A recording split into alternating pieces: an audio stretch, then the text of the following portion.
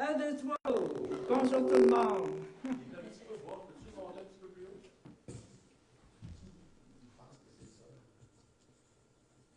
Comme ça? M'entendez-vous mieux? Amen. Alors, bonjour tout le monde et ceux qui sont en ligne ou qui écouteront rediffuser. Et je vous souhaite aussi une bonne année. On est le premier dimanche du mois de janvier. Déjà, ça passe vite. On est le 5 janvier. Et j'espère que... Pardon? Merci. Et j'espère que vous avez passé un bon temps des fêtes, malgré que des fois c'est chaotique. Est-ce qu'il y en a ici qui ont eu un temps des fêtes chaotique? Oui? OK. Parce que souvent, on a beaucoup de choses, hein? Beaucoup de repas, beaucoup d'invitations et beaucoup de soupers. J'espère que vous avez pu vous reposer quand même. Lâcher prise quand même du travail ou de la pression, même si ça apporte d'autres sortes de pression. Au moins, ça peut être agréable en famille. Amen. Alors, est-ce que c'est correct? Un, deux. Ça résonne, hein? C'est sur le bord de c'est pas bon de prendre le bâton, Oui. hein? OK. Je vais prendre le bâton. Excusez-moi en live.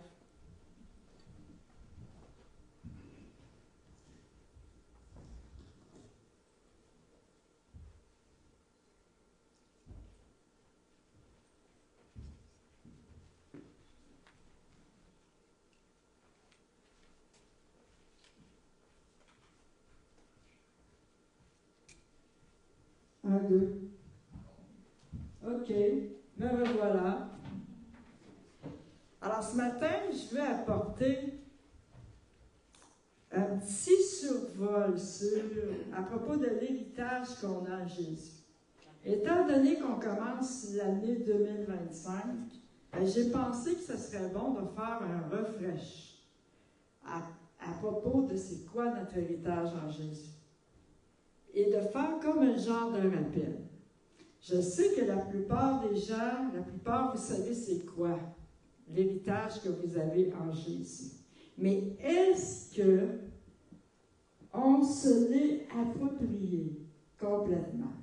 Est-ce qu'on marche complètement dans notre héritage? Je pense que, je ne veux pas dire que non, mais je pense qu'on a besoin d'un refresh. Amen. Alors, je vais lire plusieurs versets. Alors, si vous avez une Bible, je vous invite à suivre avec moi. Alors, je vais commencer avec Colossiens 2, 9 à 10, qui est écrit comme suit. « Car en lui habite corporellement toute la plénitude de la divinité. Vous avez tout pleinement en lui, qui est le chef de toute domination et de toute autorité. Et c'est en lui que vous avez été circoncis. En lui, d'une circoncision que la main n'a pas faite, mais de la circoncision de Christ qui consiste dans le dépouillement du corps de la chair. » Alors, qu'est-ce que signifie d'avoir tout pleinement en lui? Que nous avons tout ce qui est requis. Cela signifie que lorsque nous portons notre regard vers Christ, il ne reste pas distant, parce qu'il demeure en nous. Alléluia. Toute la plénitude de la divinité signifie l'ensemble des attributs et des perfections de Dieu. Et nous avons tout ça pleinement en lui. Le croyez-vous? Amen. Amen. Est-ce que vous pensez que tous les attributs et les perfections de Dieu habitent en vous? Amen. Alléluia. Dans la communion avec Christ, nous participons aussi, nous aussi, à cette plénitude et nous notre plein épanouissement. Alors, comment est-ce que je peux atteindre mon plein épanouissement? En Christ. Amen. Seulement en Christ. Car il est le chef de toute souveraineté et de toute puissance. Donc, Christ en nous et nous en lui. Alléluia. Et Jésus ne fait pas que nous pardonner et nous délivrer, mais il nous complète aussi en intégrant la vie de Dieu à la nôtre. N'est-ce pas merveilleux? Amen. Qu'est-ce que ça veut dire aussi? Que Jésus pourvoit à tous nos besoins. Que Jésus nous suffit. Amen.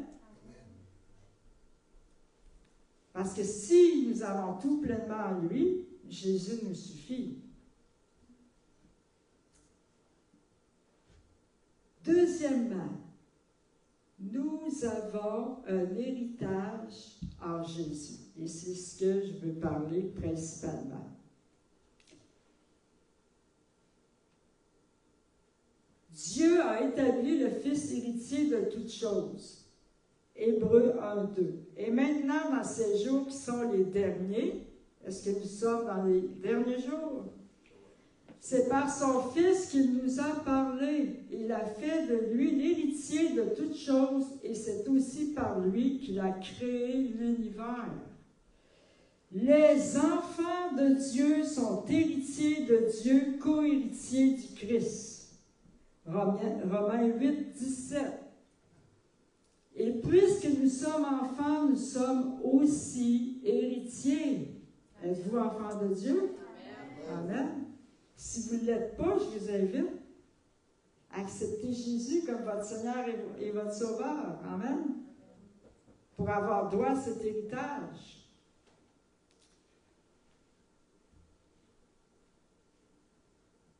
Héritier de Dieu et donc co-héritier du Christ, puisque nous souffrons avec lui pour avoir part à sa gloire. Est-ce que vous souffrez pour Christ?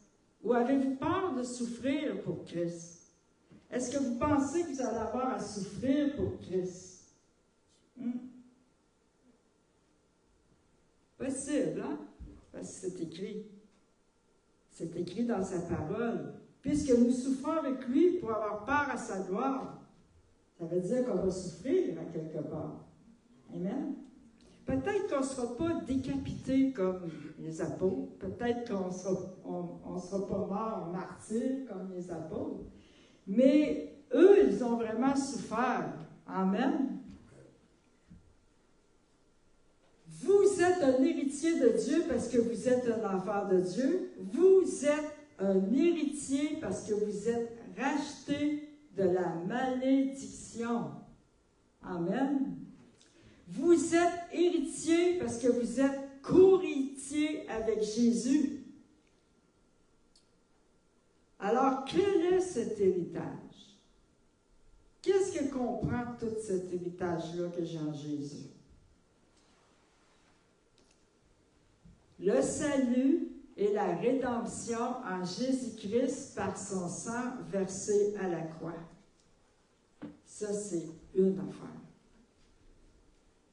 En lui, nous avons la rédemption par son sang, la rémission des péchés selon la richesse de sa grâce. Nous avons le pardon de nos péchés par son sang. Ça fait partie de notre héritage. Nous avons le pardon de nos péchés par son sang. Romains 5, 9. À plus forte raison, donc, maintenant que nous sommes justifiés par son sang, serons-nous sauvés par lui de la colère. Alors, qu'est-ce que ça dit ici? Que nous sommes justifiés par son sang, et non pas par nos propres forces, non pas par nos œuvres, non pas par nos propres efforts, mais par le sang de Jésus. C'est le sang de Jésus qui nous justifie, et non pas nos mérites, non pas parce que qu'est-ce qu'on fait ou pas, mais c'est le sang de Jésus qui nous justifie. Alléluia. Donc, si le sang de Jésus nous justifie, il ne doit pas y avoir, il ne peut pas y avoir d'envie ou de jalousie, puisque nous sommes tous justifiés par le même sang, le sang de Jésus. Je ne peux pas dire, moi je suis meilleur qu'une telle personne, ou je fais des meilleures œuvres que telle autre personne, ou moi je suis quelqu'un de juste à comparer à une autre personne. Je ne peux pas me comparer, je ne peux pas. Pourquoi? Parce que tous nous sommes justifiés par le sang de Jésus. Personne n'est meilleur que l'autre. Amen. Personne n'a gagné son salut par ses œuvres, par ses bonnes volontés ou ses bonnes œuvres qu'il a faites. Amen. Et ni par ma position, ni par mon titre, ou ni parce que je suis un boss, ni parce que je suis un entrepreneur, ni parce que je suis un médecin, ni parce que je suis un informaticien, ni parce que je suis un directeur. Ce n'est pas de cette façon-là que je suis justifié ou que je suis une meilleure personne ou une bonne personne. Ça, c'est dans le monde que ça fonctionne comme ça. Dans le monde, tu élèves ceux qui ont beaucoup d'argent ou tu vas élever les directeurs, tu vas élever ceux qui ont des gros diplômes, ceux qui ont des bacs, tu vas les élever ou tu vas les piler dessus. Ici au Québec, tu piles dessus ceux qui sont en autorité. C'est ça qu'on fait au Québec. Je suis désolée, j'aime beaucoup le Québec. C'est ma province. C'est ici que je suis née, mais c'est vrai qu'on est comme ça avec les autorités. Si, ici, sur la Côte-Nord, OK, je fais des jokes ce matin, là. Des jokes qui sont un peu vrais. Ici, sur la Côte-Nord, si tu travailles chez, je n'en aurai pas de place, à plusieurs endroits, on va dire. Vous connaissez les usines ici. Si je suis un boss, si je suis un casque blanc, ben, sais-tu quoi? Je vais perdre mon casque blanc par les insultes ou par toutes sortes de choses. Je vais le perdre dans le sens que ici, les gens ne respectent pas beaucoup les autorités. C'est dans ce sens-là que je veux dire ça. Je t'ai pas parlé. C'est dans le sens que, ici au Québec, c'est vrai que c'est comme ça. Me croyez-vous? Est-ce que vous l'avez déjà vu faire? Non? Oui?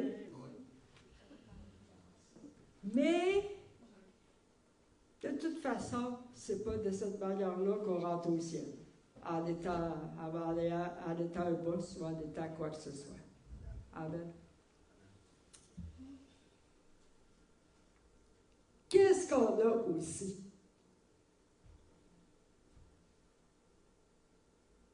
La chose la plus importante, me diriez-vous? La vie éternelle. Amen. Si je n'ai pas cet héritage, je n'ai pas la vie éternelle. Amen. J'ai un héritage. Peut-être que je vais avoir un héritage terrestre de ma famille, mais je n'aurai pas cet héritage. Je ne suis pas d'enfant de Dieu. Et savez-vous quoi? La vie éternelle, là, savez-vous ce que ça veut dire, éternel? Sans fin. Illimité. Alors moi, je préfère avoir la vie illimitée après la mort que d'avoir la vie terrestre pleine de richesses et tout. J'aime mieux bâtir ma vie, premièrement, sur les choses d'en haut et avoir la vie éternelle comme héritage, parce que ça va être long. Si tu n'as pas la vie éternelle, ça va être long, parce qu'il y a la mort éternelle, il y a la vie éternelle. Moi, je préfère avoir la vie éternelle. Ben, ça va être long, sinon, hein? C'est long, l'éternité sans Dieu. Imaginez-vous, là. Alors, ça fait partie de notre héritage en tant qu'enfant de Dieu. Il faut de même que le Fils de l'homme soit élevé, afin que quiconque croit en lui ait la vie éternelle. Alors, si tu crois en lui, tu as la vie éternelle. Je dis bien si tu crois en lui et non pas à lui. Parce qu'il y a une grosse différence. Croire en lui, c'est être en lui. C'est croire en ses promesses, en sa parole, en ce qu'il dit, en ce qu'il a fait à la croix pour moi, me l'approprier. Amen. Et reconnaître que je suis un pécheur et que j'ai besoin d'un sauveur. Tandis que croire à lui, c'est croire qu'il existe. Les démons croient que Dieu existe. Satan croit que Dieu existe aussi. Oh oui, Satan le sait. Mais il n'est pas en lui. Il n'est pas en Jésus. Croire en lui, c'est croire en Jésus, c'est d'être en lui, de vivre en lui. Nous avons aussi la puissance du Saint-Esprit. Wouh! Il ne nous a pas laissés seuls. Il nous a envoyé le Saint-Esprit. Il nous a envoyé la puissance du Saint-Esprit. Et pourquoi? Mais vous recevrez puissance, le Saint-Esprit survenant sur vous, et vous serez mes témoins à Jérusalem, dans toute la Judée, dans la Samarie et jusqu'aux extrémités de la terre. Bon, ça veut-tu dire qu'on va tous aller jusqu'aux extrémités de la terre? Non, mais qu'il y a des témoins jusqu'aux extrémités de la terre, puis que oui, ça se peut qu'il t'envoie un jour en mission aux extrémités de la terre. Amen. Mais il nous envoie la puissance. Pourquoi? Pour être des témoins. Et de quelle manière est-ce qu'on est témoin? C'est en marchant dans notre héritage et en marchant comme Jésus, en faisant les mêmes œuvres que Jésus, en manifestant les mêmes œuvres que Jésus. Alléluia. Nous avons aussi les dons et le fruit de l'Esprit. Mais ça, je veux faire un message, un autre message pour parler de ça, des dons et du fruit de l'Esprit. Donc, je n'élaborerai pas là-dessus ce matin, parce que c'est très important. Donc, je vais revenir là-dessus. Nous avons dans cet héritage la puissance de résister au diable. Est-ce que vous étiez au courant de tous ces aspects-là de votre héritage? Et avez-vous déjà pensé, réfléchi? Oui, tout mis en pratique. Amen. Vous êtes incroyables. Luc 10, 19. Voici, je vous ai donné le pouvoir de marcher sur les serpents et les scorpions. Avez-vous déjà marché sur un serpent ou sur un scorpion? Ou vous avez peur des serpents ou des scorpions? Ça dit ici que tu as le pouvoir, qu'on a le pouvoir de marcher dessus. La prochaine fois que tu vois un serpent, marche dessus. Mets cette parole-là en pratique.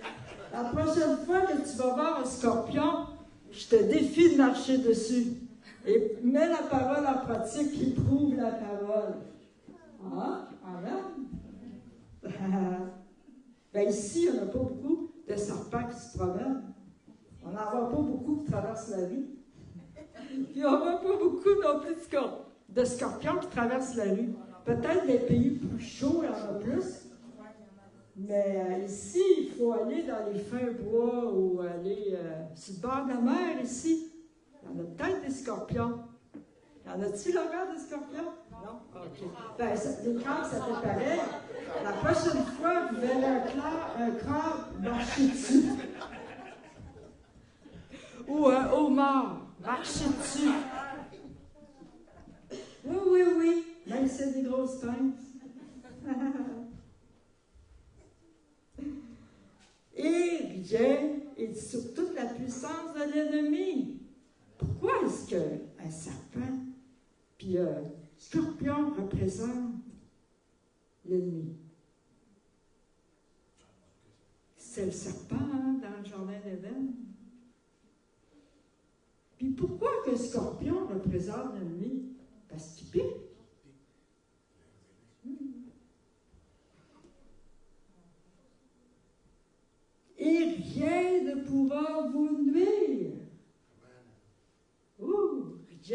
pourra vous nuire. Alors moi, ça me montre que c'est important de connaître mon héritage. De savoir c'est quoi l'héritage que j'ai en Jésus. De le connaître, puis de le vivre. Amen. Parce que la parole de Dieu a dit, faute de connaissance, mon peuple périt. C'est important de connaître quel est notre héritage en Jésus.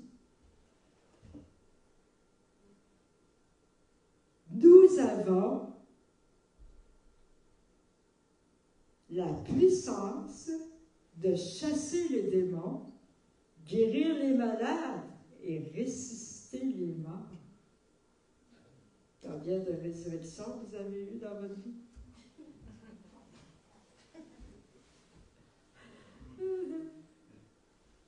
Matthieu 10, 1 et 7.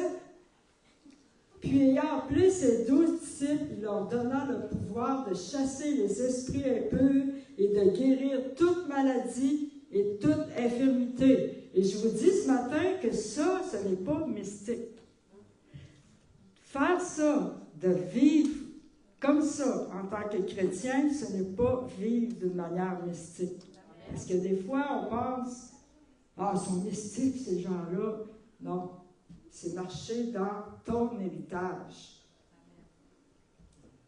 Et il dit de guérir toute maladie et toute infirmité. Est-ce que ça veut dire que toutes les fois que je vais prier pour quelqu'un, va être guéri? Est-ce que ça veut dire que toutes les fois que je vais prier pour quelqu'un d'infirme, il va être guéri?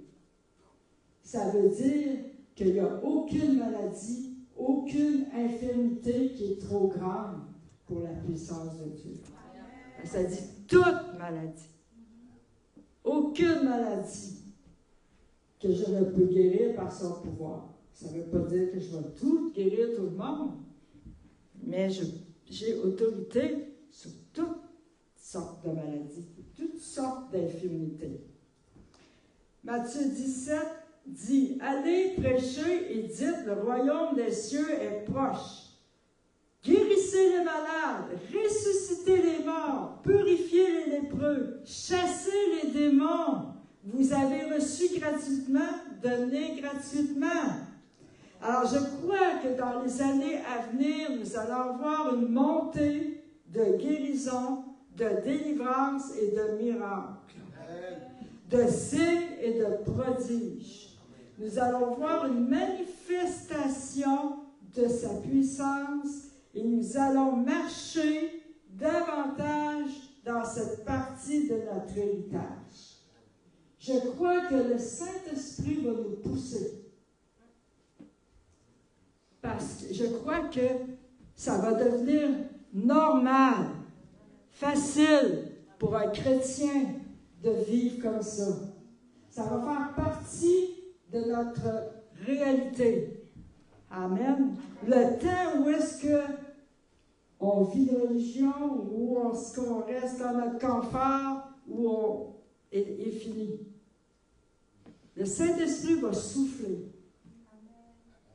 Comme je dis, ce n'est pas par nos forces.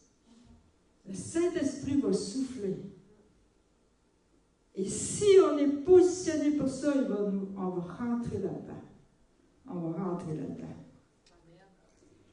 Nous avons aussi la puissance d'accomplir des signes, prodiges et miracles. Nous avons la garantie, ça c'est notre héritage, la garantie d'accomplir les mêmes œuvres que Jésus et même de plus grandes. Alléluia. Je crois que nous allons marcher dans notre héritage comme jamais auparavant. Et ce matin, je le prophétise. Parce que c'est vers là qu'on s'en va. C'est vers une manifestation de la puissance et de sa gloire. Et lorsque sa puissance est manifestée, il ne peut pas rien se passer. Lorsque sa gloire vient, impossible qu'il ne se passe rien. Parce que dans sa gloire, ça bouge. Et oui, ça dérange. Ça va nous déranger. Ça, c'est certain, puis ça va nous demander aussi. Les changements, les dérangements demandent. Et brisent notre routine.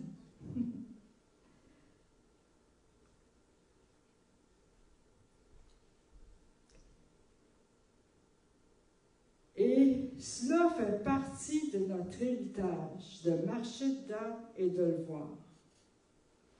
Alléluia. Comment est-ce que je peux accomplir tout ça maintenant? Philippiens 4:13, je puis tout par celui qui me fortifie. Ce que le Père me demande de faire, je le puis par sa force. Amen. Ne jamais oublier que c'est par sa force, que c'est par le Saint-Esprit, que ce n'est pas par mes forces, par ma chair, par mes propres moyens. Ma chair ne peut pas accomplir les œuvres de Jésus. Ah! Tu peux donner dans la chair ou avec ton homme naturel la nourriture à quelqu'un. Tout le monde peut faire ça, les œuvres humaines le font. Les œuvres dans le monde humain, j'appelle ça l'humanisme, parce que il y a l'esprit, un esprit humaniste, et il y a l'esprit de Dieu, il y a l'esprit du monde, il y a un esprit humaniste ici. Et ça ne vient pas de l'esprit. C'est les bonnes œuvres que les gens font. Et beaucoup croient qu'ils vont être sauvés plus ils donnent. Ils vont être sauvés plus qu'ils aident les gens. Plus ils font des bonnes œuvres, ils vont être sauvés. Ou ils vont racheter leur salut. Mais nous devons faire les choses par le Saint-Esprit, dirigés par le Saint-Esprit. Et nous devrions voir la manifestation de sa puissance à travers ça. Nous devrions voir les gens venir au Seigneur à travers ça. C'est le but, d'amener les gens au Seigneur. Ce n'est pas de donner juste pour donner, même si on rencontre un besoin. Oui, merci Seigneur, parce que Jésus a compassion des gens dans le besoin. Mais tu peux le faire d'une manière humaine. Et il n'y aura pas les mêmes fruits.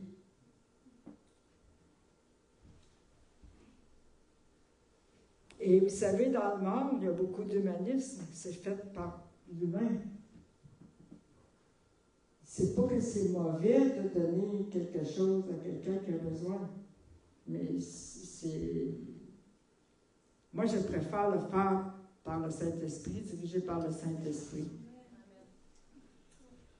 Nous avons accès auprès du Père sans aucune restriction. Ça fait partie de notre héritage aussi. Car par lui, nous avons les uns et les autres accès auprès du Père dans un même esprit. Ici, on est plusieurs. On est combien?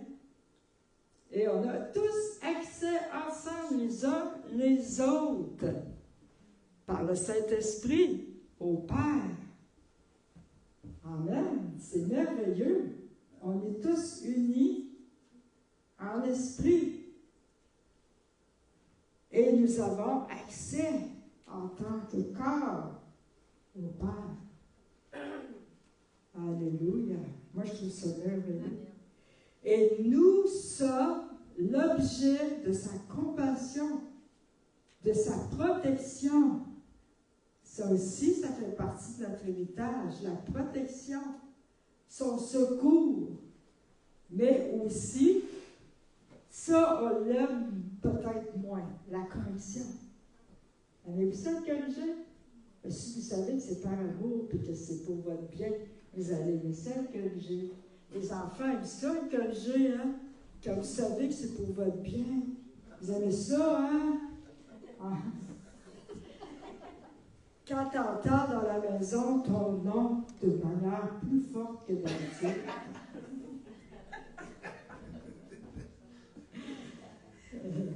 t'entends Zoé.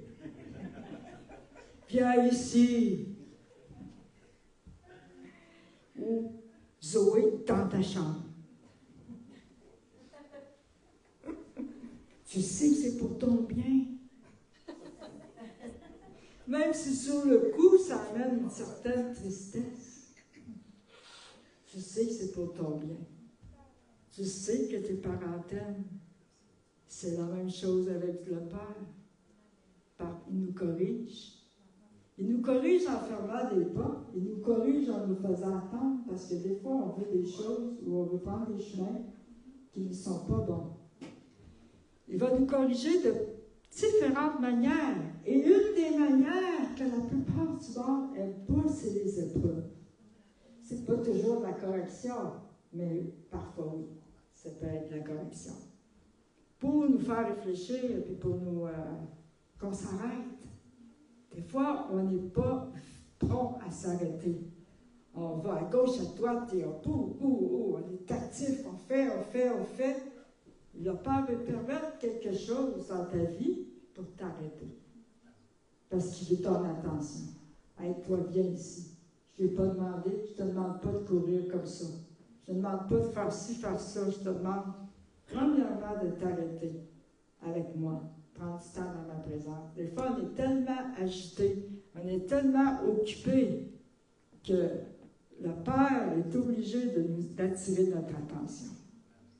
Puis des fois, ça peut paraître vraiment triste sur le coup. Mais après, tu rentres dans les profondeurs que tu n'aurais pas connues puis vécues si ce ne serait pas arrivé. Tu vas découvrir le Père d'une manière plus profonde, une intimité avec lui d'une manière plus profonde. Si tout allait bien, si tout roule sur des roulettes dans ma vie, je travaille, je fais plein d'activités, mon compte en banque est plein, tout va bien. Eh bien, où est Jésus là-dedans? Ben, il peut être là aussi. Tu peux être béni, puis tu sais, ça peut être bien aussi. Mais ce qu'il veut, c'est notre attention premièrement. C'est vraiment notre attention premièrement. Nous sommes le sujet de sa compassion. Psaume 103:13. Comme un père a compassion de ses enfants, l'Éternel a compassion de ceux qui le craignent. Alors, il a compassion de nous. Il a compassion de chacun de nous. Et Dieu pourvoit, il protège. Il nous régénère par le Saint-Esprit. Cela aussi, ça fait partie de notre héritage. Il nous a sauvés, non à cause des œuvres de justice que nous aurions faites. C'est pas moi qui le dis. Tantôt, c'était moi qui le disais, mais là, c'est pas moi qui le dis. Ça confirme ce que je disais tout à l'heure. Mais selon sa miséricorde, par le baptême de la régénération et le renouvellement du Saint-Esprit qu'il a répandu sur nous avec abondance par Jésus-Christ, notre Sauveur. Amen. La correction du Père. Proverbe 3, 11, 12. Mon fils. Pourquoi il dit toujours mon fils quand c'est le temps de la correction? Est-ce que c'est parce que les filles sont plus gentilles?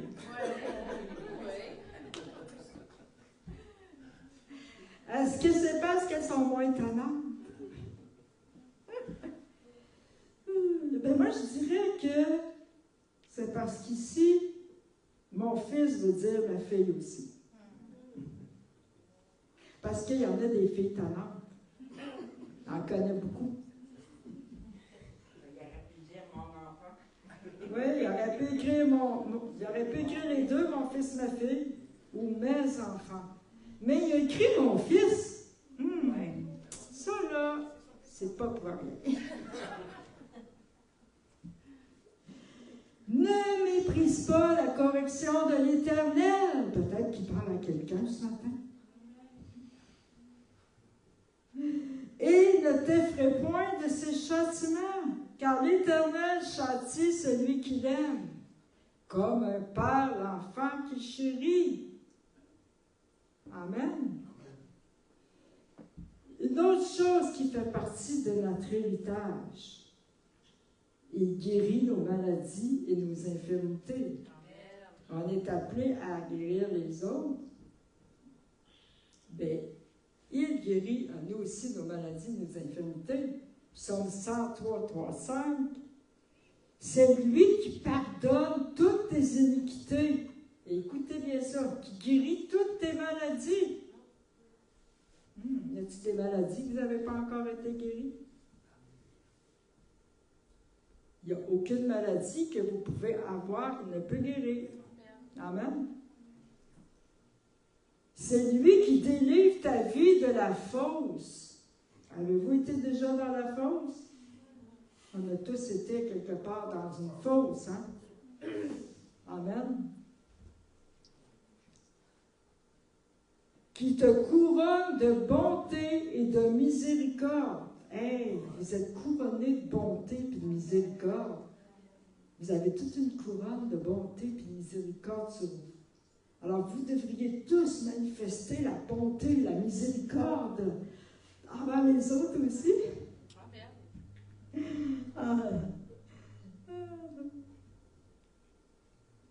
C'est lui qui rassasie de bien ta vieillesse,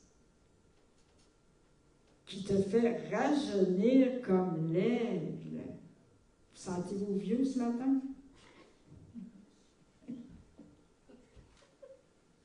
Moi, je prie souvent qu'il me rajeunisse.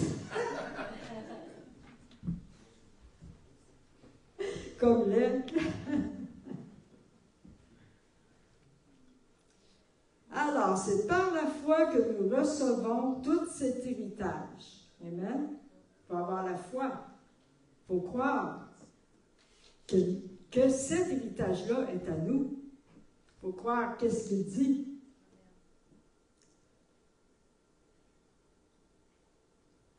Alors, j'aimerais comme faire une prière, la même prière que Paul a faite dans Éphésiens 1, 16, 19 sur vous.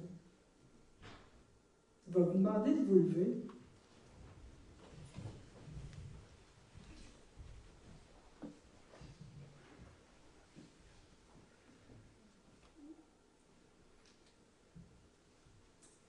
Je ne cesse de rendre grâce pour vous. Amen. Amen. Faisant mention de vous dans mes prières. Et oui, je le fais. Afin que le Dieu de notre Seigneur Jésus-Christ, le Père de gloire, vous donne un esprit de sagesse et de révélation dans sa connaissance et qu'il illumine les yeux de votre cœur pour que vous sachiez quelle est l'espérance qui s'attache à son appel,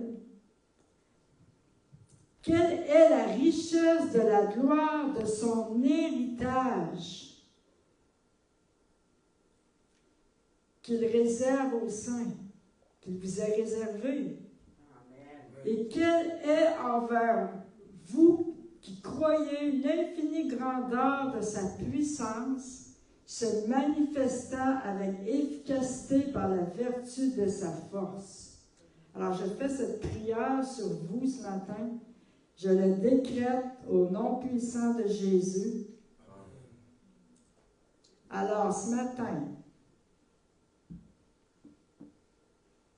est-ce que vous êtes prêts en 2025 à marcher dans votre héritage? Amen. Amen.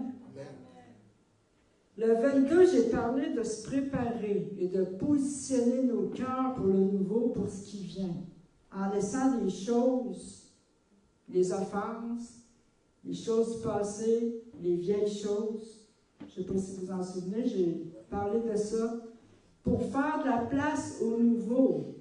Et c'est important pour avancer dans notre héritage et dans ce qui vient. Amen. Alléluia. Alors, je vous pose encore la question, êtes-vous prêts? Parce que plus que on dit, êtes-vous prêts, ou que vous allez dire, est-ce que je suis prêt, puis vous allez être prêts. Parce que ça va rentrer ici. Ça vient que ça rentre dans notre cœur.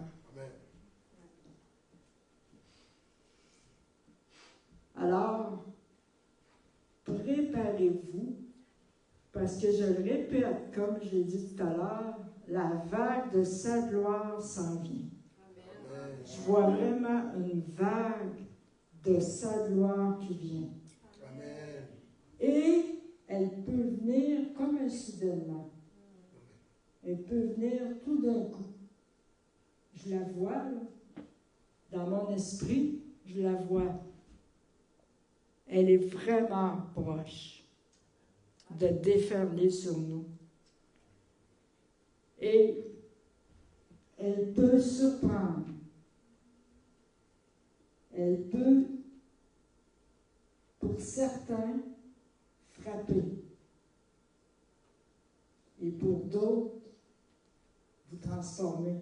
Et vous faire entrer dans un autre niveau. Vous faire aller dans un autre niveau, spirituellement, puis de sa gloire, puis de la manifestation de puissance à travers vous. Mais je le répète encore, je leur dis encore, elle peut aussi propulser.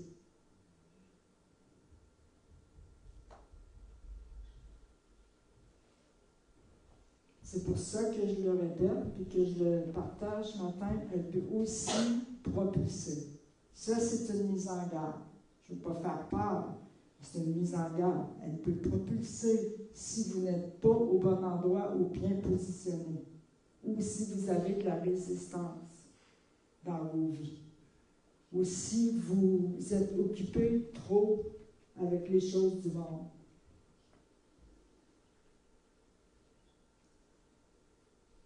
C'est une vague qui peut propulser plus loin dans les choses de l'esprit et dans sa gloire. Mais c'est une vague aussi qui peut propulser en dehors. Ça, c'est vraiment quelque chose que Dieu me demande de dire. Elle peut propulser en dehors. C'est un avertissement.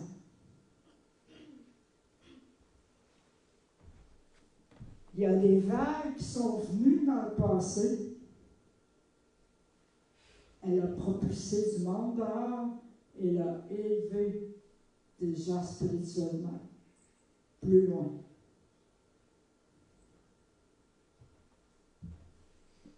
Il y a des gens qui ont résisté au Saint-Esprit et à ces vagues, à certaines vagues. Il y a toujours du monde qui résiste à certaines vagues, à certains mouvements du Saint-Esprit. Il y en a toujours qui résistent.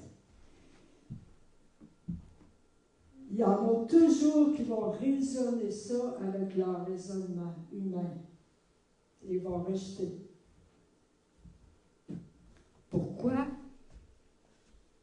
Parce que soit ils sont animés de l'esprit religieux, ou soit parce que c'est de l'inconnu. Ils ne font pas vraiment confiance pour diverses raisons, ou que tout simplement ils veulent rester dans leur confort, ils veulent rester là où ils sont. Ils ne veulent pas être dérangés. Alors, soyez certains que vous êtes bien positionnés. Vous l'attendez, cette vague. Que vous avez le cœur ouvert, l'esprit ouvert. Parce que qu'est-ce que je vous dis là? Je vais vous raconter quelque chose. Dans le temps de mouvement qu'on a eu dans les années 90, je ne veux pas nommer de personnes et trop de place non plus, mais il y avait eu un appel. Et puis, dans ce temps-là, les gens tombaient beaucoup sous la puissance du Saint-Esprit. Je ne dis pas que le but c'est de tomber, mais tombaient beaucoup sous la puissance du Saint-Esprit. Il y avait beaucoup de manifestations de l'Esprit. Du rire, des pleurs, de la danse dans l'Esprit. Il y avait énormément de manifestations de l'Esprit. Il y en a qui shakaient, toutes sortes de choses. Ça, c'est l'Esprit, quand il vient, ton corps réagit. Tu peux trembler, tu peux bouger, tu peux sauter, tu peux crier, tu peux... En tout cas, j'en ai vu toutes les couleurs. Et puis, il y en a un qui ne croyait pas. Il a voulu défier le Saint-Esprit. Il a dit, moi j'avance en avant, là, qu'il me fasse tomber, voir. C'est en plein dans le mouvement, le plus fort de cette vague-là. Et puis, la présence de Dieu était tellement forte que si tu restais debout, là, c'était pas normal. Et lui a dit, il m'a resté debout. Le peur qui va me faire tomber. T'sais. Il était vraiment comme... le pasteur est arrivé, il a mis sa main sur son front. J'exagère pas, là. La personne était à peu près ici. Il a mis sa main sur son front et il a volé comme ça. Pouf! Sur le dos. Il avait dit, personne ne va me faire bouger. Personne ne va me faire tomber. Ben, c'est lui qui est le plus tombé. Puis c'est lui qui est tombé le plus loin. Alors, Dieu ne te moque pas du Saint-Esprit comme ça. Il se moquait du Saint-Esprit. Il se moquait du mouvement du Saint-Esprit. Alors ça, c'est à faire attention. Après, on ne l'a jamais revu à l'Église. Il était insulté, le gars. Il ne voulait pas mettre les pieds. Tu sais, c'était comme, moi, je peux faire que toi. Tu sais, ben, c'est pas lui qui a gagné. C'est vraiment, c'est ça, tu sais. Parce qu'on peut rester surpris, on peut être soit ouvert ou soit fermé à ce que le Saint-Esprit veut faire. Puis tu peux être timide, puis te retenir à cause de ta timidité. Ou tu peux comme penser que c'est pas de Dieu, peu importe. Moi, je te dis que quand le Saint-Esprit bouge, faites attention à ce que vous dites ou ce que vous pensez, puis vos attitudes. Voilà, je vous le dis, je ne veux pas faire peur, je vais juste dire que le Saint-Esprit, c'est un gentleman, mais on ne se moque pas du Saint-Esprit. On ne se moque pas de lui. J'ai vu des gens se moquer du mouvement du Saint-Esprit. Se moquer des manifestations du Saint-Esprit. Rejeter complètement ça et salir ça. Ben, aujourd'hui, ils ne sont plus dans aucune église, ces personnes-là. La plupart ne sont plus dans aucune église. On ne se moque pas de ce que cet esprit fait. Amen. Puis si on n'est pas convaincu, on peut demander au Seigneur qu'il nous convainque. Si on n'est pas convaincu de quelque chose qui se passe, on peut demander au Seigneur. Mais on ne se moque pas de ce que cet esprit fait. Même si ça ne va pas avec ta compréhension. Avec ta compréhension et avec ton intelligence. Amen. Parce que notre, ici, là, compréhension des choses, notre raisonnement humain, ce qu'on a à faire, c'est de, par la foi, laisser Dieu faire et le faire dans nos vies. Amen. Alors, de faire attention, de ne pas résister en pensant qu'on a raison. Parce que ça, il y a beaucoup. On a vu beaucoup qui ont résisté et pensaient qu'ils avaient raison. Et puis, ça amène beaucoup de changements à un mouvement du Saint-Esprit. Ça amène beaucoup de changements, une vague. Est-ce qu'on est prêt au changement? Amen. Amen. Alors, c'est comme un avertissement en même temps ce matin de vraiment rester ouvert à ce que Dieu veut faire et de prier pour être prêt. Lorsque la vague va venir, elle vient bientôt parce que je la vois et je la sens. je le sens. Qu'elle vient bientôt. Je ne sais pas juste tout ce que ça va comprendre, mais je sais une chose, c'est que ça dérange. Ça, je le sais. Ça va déranger notre routine, notre religion. Ça dérange les réunions. Ça dérange beaucoup de nos habitudes. Mais est-ce qu'on veut que le Saint-Esprit bouge? Est-ce qu'on veut faire la place au Saint-Esprit? C'est ça qu'on veut. Amen. Alléluia. Alors, Seigneur, je veux simplement terminer ici en te disant merci pour ta présence. Puis en te disant merci de nous avertir de la prochaine vague qui vient. Merci, Seigneur, de préparer nos cœurs pour cette vague qui vient. Merci que tu veux encore une fois venir avec une vague puissante, que tu veux encore une fois nous renouveler, que tu veux encore une fois avant ton retour manifester ta gloire, même si beaucoup l'ont rejeté. Merci pour ton amour, pour ta compassion, ta patience. Merci, Seigneur, pour ce que tu vas faire dans les années à venir, dans ton Église. Amen. Et on veut, Seigneur, recevoir cette vague. Prépare nos cœurs à la recevoir, Seigneur. Qu'on ne fasse pas partie de ceux qui jugent par l'apparence ou par ce qui va paraître. De rejeter ça tout de suite, c'est pas selon notre compréhension ou selon les normes qu'on a établies de nous-mêmes de qu'est-ce que c'est un réveil ou de qu'est-ce que c'est la vague de ton Saint-Esprit. Seigneur, viens laver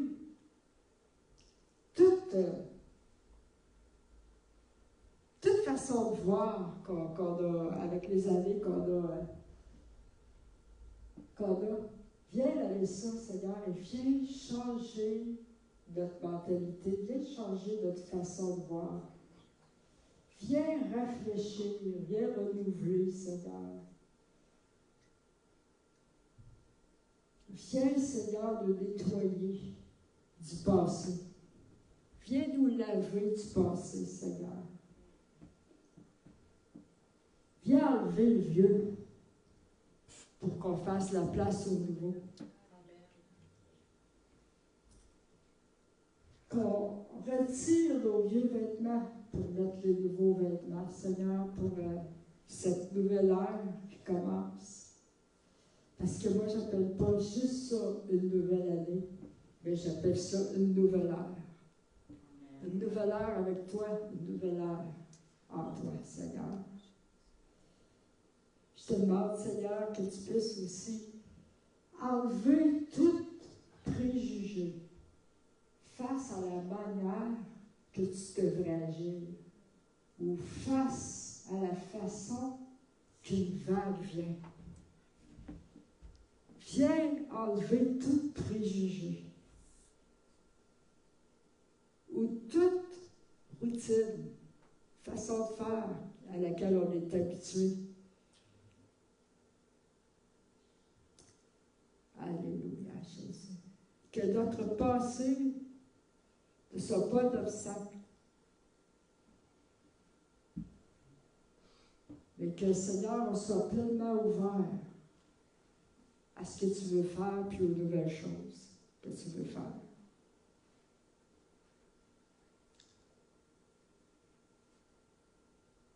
Et merci, Seigneur, qu'en 2025, toutes choses soient nouvelles en toi. Que tu vas faire toutes choses nouvelles. Que les choses passées sont passées. Voici, je fais toutes choses nouvelles. Ne la reconnaissez-vous pas? Je fais des choses nouvelles en vous.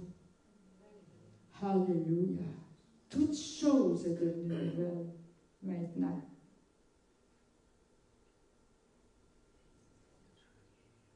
Alors, Seigneur, on veut recevoir tout ce nouveau que tu as pour nous en 2025. On veut être ouvert.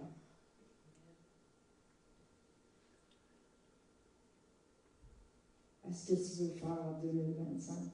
Dans nos vies, dans nos familles, dans cette ville, dans cette église. On veut être pleinement ouvert, Seigneur. Conduis-nous, dirige-nous. Tire-nous par la main. Alléluia. Qu'on passe pas à côté. Avertis-nous. Sonne-nous. Sonne nos cœurs pour voir si on n'est pas sur une mauvaise voie. Puis conduis-nous sur la voie de l'éternité. Conduis-nous, Seigneur. Conduis-nous, Saint-Esprit. Alléluia. Conduis chacune de nos vies par ton Saint-Esprit. Conduis-nous sur la bonne voie. Conduis-nous sur la voie qu'on ne peut atteindre par nous-mêmes. Alléluia. Conduis-nous, Seigneur, sur la voie de l'éternité, sur la voie qu'on ne peut atteindre par nous-mêmes en 2025. Conduis-nous par ton Saint-Esprit. Alléluia. Oh, Yarabashanta. Oh, Yarabasiya. Voici, je vais faire une chose nouvelle qui est sur le point de commencer. Ne la voyez-vous pas? Je vais faire une chose nouvelle. Toute chose nouvelle. En ce temps, c'est le temps du nouveau. C'est le temps du commencement. Alléluia.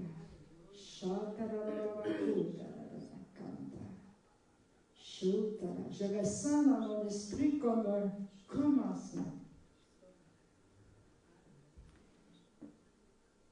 On était à la fin de l'année 2024, maintenant on est dans le début de 2025. Je ne ressens pas ça juste parce que c'est un début d'année. Mais je ressens que toutes choses sont nouvelles, qu'il y a un nouveau commencement, de nouvelles choses à l'horizon, de nouvelles choses qui viennent, de nouvelles choses qui vont venir, pour chacun de nous, mais pour aussi corporativement, qu'il y a de nouvelles choses qui viennent. Attendez-vous à des choses. Soyez ouverts d'esprit. Soyez en attente et avec les yeux ouverts et avec les oreilles ouvertes pour voir et pour entendre ce que l'Esprit dit, ce que l'Esprit fait en 2025. Alléluia. Alors Seigneur, je prie ce matin que tu ouvres nos yeux spirituels afin qu'on voit, que tu ouvres nos oreilles spirituelles afin qu'on entende ce que l'Esprit dit. Amen. Et ferme nos oreilles aux choses de ce monde. Et ferme nos yeux à la convoitise, aux choses dans ce monde. Et qu'on soit consacré en 2025. Qu'on se consacre à toi en 2025. Pas seulement le corps, pas seulement la demi, mais entièrement consacré à toi. Alléluia. Viens par ton Saint-Esprit, Seigneur, agir. Qu'on soit de ceux qui te disent oui. Oui, Seigneur. C'est ce que tu nous demandes, d'être prêt de dire oui. Et tu vas le faire tu le fais à travers nous. Alléluia. Il y a quelque chose qui me vient encore tout d'un coup. Est-ce qu'il y a quelqu'un qui est malade et qui aurait besoin de prière, de guérison?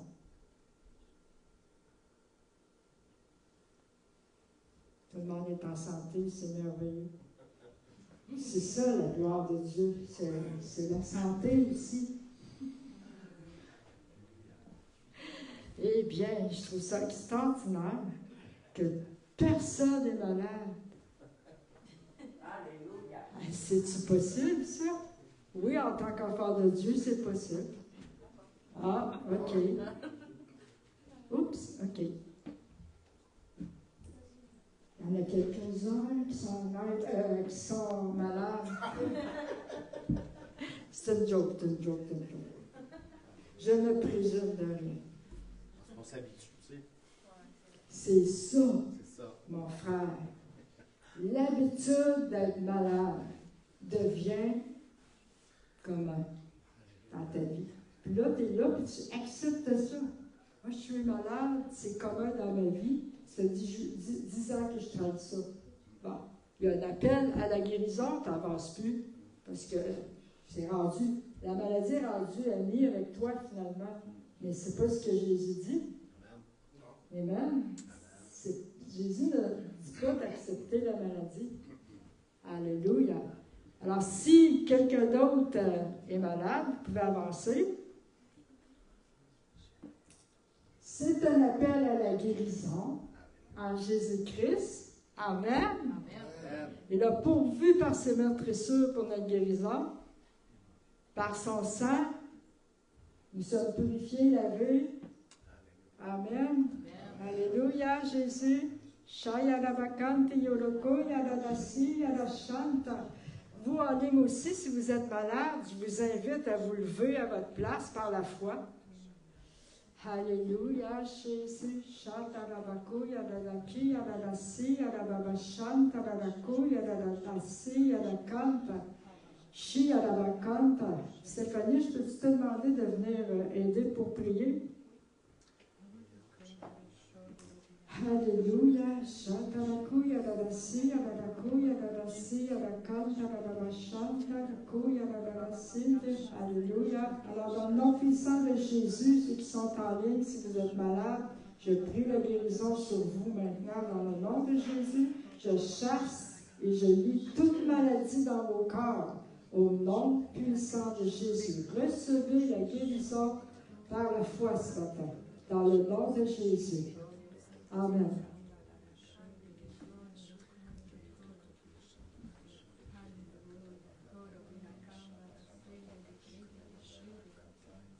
Alléluia. Que Dieu vous bénisse.